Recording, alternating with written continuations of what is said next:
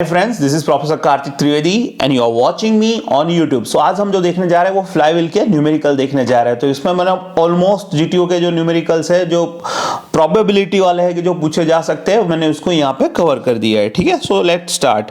सो अब यहाँ पे देखते हैं, सबसे पहला क्वेश्चन देखते हैं, mass of flywheel.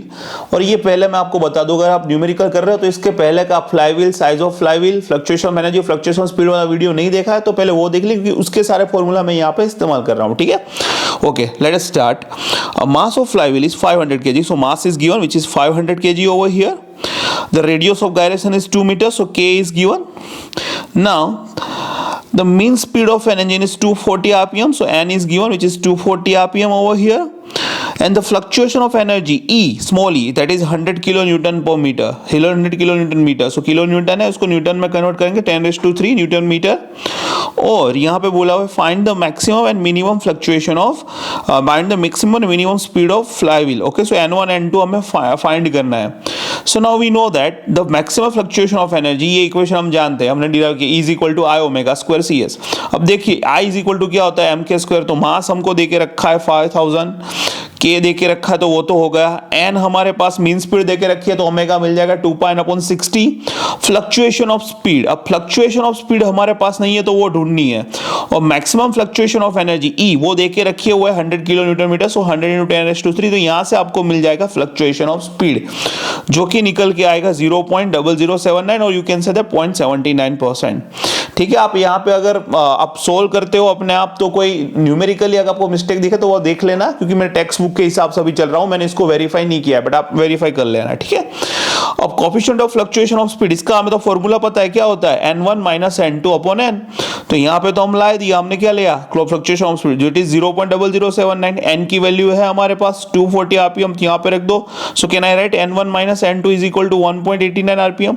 Same way we know that mean speed n is equal to n1 + n2/2। n की वैल्यू है 2 से मल्टीप्लाई कर दो, so can I write n1 + n2 is equal to 480। So n1 - n2 is equal to this n1 + n2। So इस दोनों equation को आप सोल्व कर दीजिए और आपको मिल जाएगा n1 n2 की वैल्यू। सो इट इज, ये 3 और 4 मार्क में पूछा जाने वाला सम था। ऐसा ही और एक सम यहाँ पे हम देखते हैं। ठीक है, so let us see one another sum just like this. A horizontal cross compound steam engine develops power, यहाँ पे देख रखा है 294240 वाट। सो पावर हमें दे के रखा है 890 आरपीएम। सो मीन स्पीड दे के रखी है, ओमेगा मिल जाएगा 2π/60। The coefficient of fluctuation of energy is 0.1 fluctuation, so C दे के रखा है 0.1।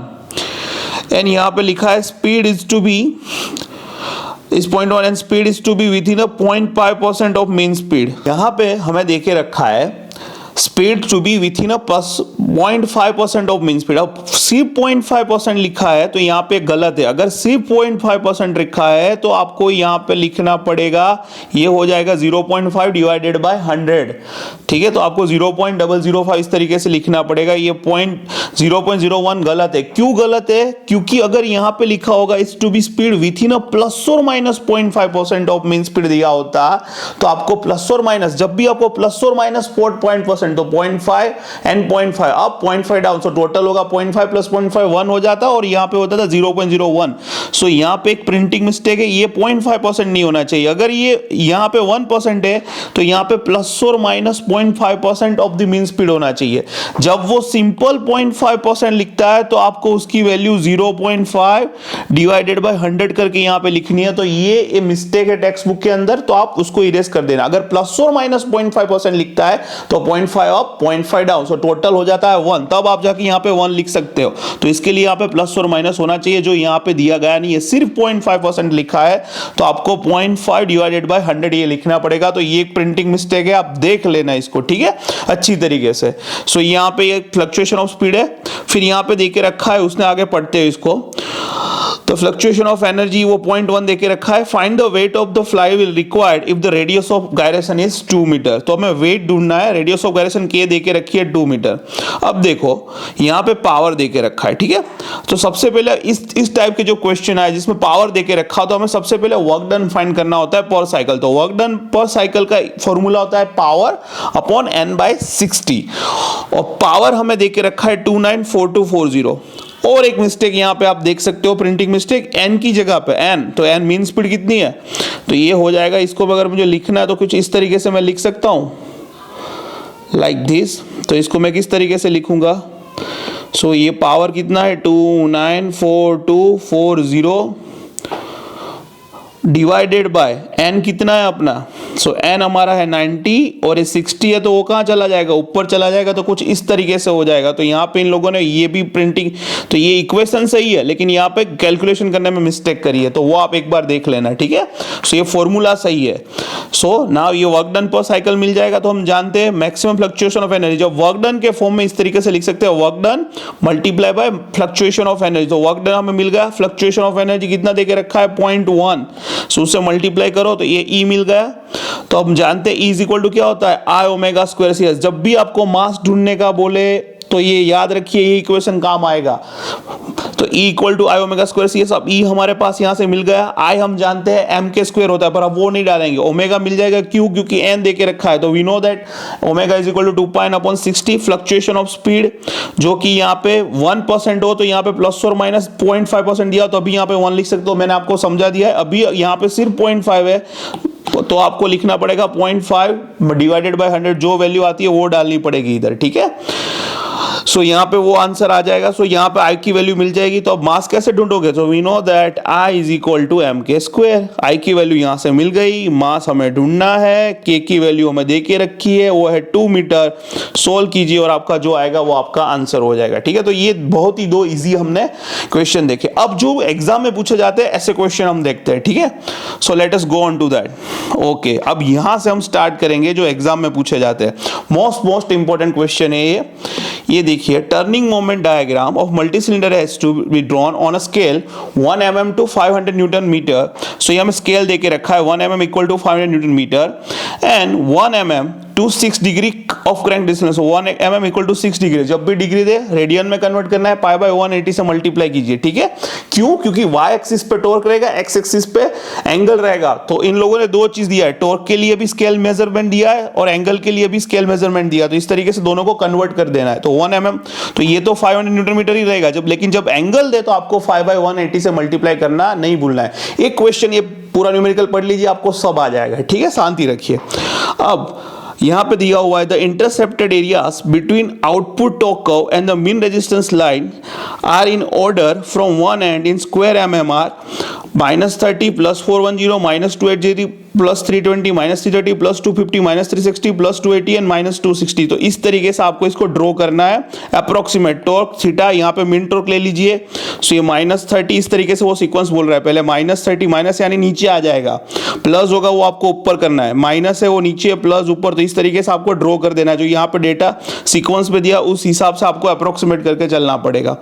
The engine has a stroke of 300 mm and fluctuation of speed is not to be exceed plus और माइनस। अब प्लस और माइनस दिया तो मैंने अभी आपको समझाया, जब भी प्लस और माइनस आए 2 अप 2 डाउन, तो टोटल कितना होगा 4%। सो फ्लक्चुएशन ऑफ स्पीड इज 4%, तो हो जाएगा 0.04, ठीक है। इस तरीके से याद रखना है। अगर उसने सिर्फ ऐसा बोला होता है 2% ऑफ मीन स्पीड, तो आपको 2 डिवाइडेड बाय 100 लेना पड़ता, पर जब प्लस और माइनस बोले तो आपको अप एंड डाउन उतना जाना है, तो दोनों का एडिशन करना पड़ेगा, ठीक है। Determine a suitable diameter and cross section of flywheel of the rim for a limiting value of self centrifugal stress. तो यहाँ पे सेंट्रीफ्यूगल स्ट्रेस सिग्मा देके रखा है 7 मेगापास्कल, मेगा को कन्वर्ट करिए तो हो जाएगा 10⁶ newton per metre square. The material density so may be assumed as, so density देके रखे 7200 kg per meter cube flywheel, width of the rim is to be 5 times of thickness, so b is equal to 5t देके रखा हुआ है। तो actually हमें क्या dimension find करने हैं, ठीक है, फ्लाईव्हील के। तो सबसे पहले इस तरीके से हमको देके रखा है, तो हमको क्या करना है, सबसे पहले फ्लक्चुएशन ऑफ एनर्जी फाइंड करना है। तो इसके लिए दो एनर्जी फाइंड करनी पड़ेगी, मैक्सिमम एंड मिनिमम। तो कैसे फाइंड करेंगे, तो इस तरीके से याद रखिए, सब में लॉजिक सेम आएगा। सो सबसे पहले ए से स्टार्ट कीजिए। तो हम जानते हैं कि ए के पास, सो let us say energy at flywheel at E equal to E, B के पास कितनी होगी, सो बी के पास EA और ये नीचे 30, तो वो माइनस हो जाएगी, तो EA -30, ठीक है। बी के पास ये लिख सकते हो EA -30 या फिर E -30। अब सी के पास क्या होगा, तो बी के पास कितनी थी E -30 प्लस ये ऐड करनी पड़ेगी 410, तो इस तरीके से 410 ऐड करेंगे।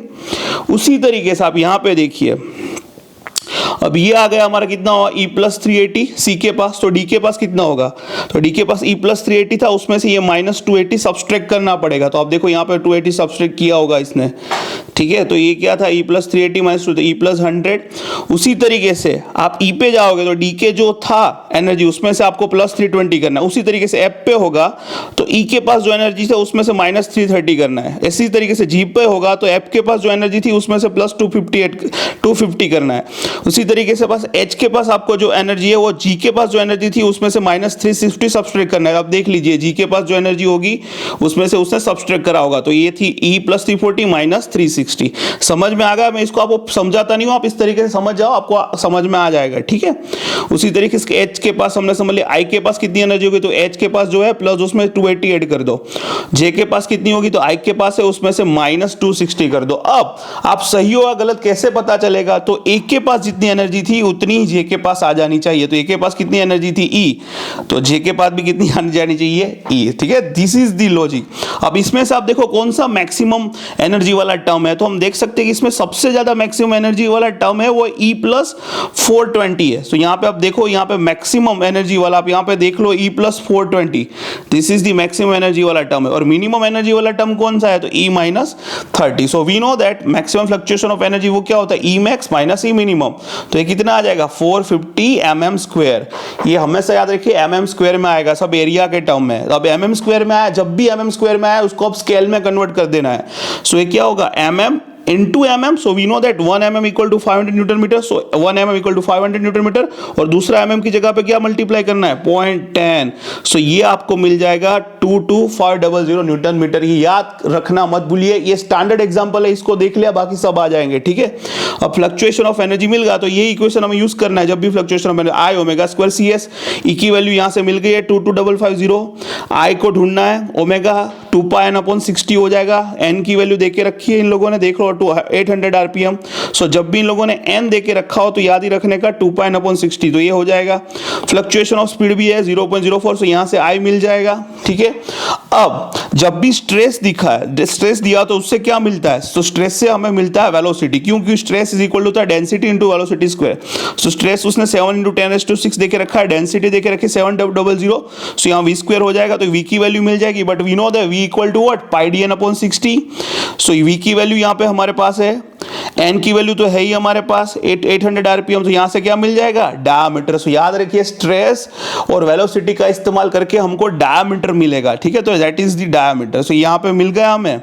अब हम क्या करेंगे, काइनेटिक एनर्जी ऑफ फ्लाईव्हील। सो याद रखिए ये होता है फॉर्मूला E अपॉन 2CS। यहाँ पे मिस्टेक करिए, ये फॉर्मूला था E is equal to E upon 2CS। तो E हमने फाइंड करके रखा कितना है 22500 upon 2CS। Coefficient fluctuation of speed क्या होता है 0.04, यहाँ पे रख दो तो ये E मिल गया।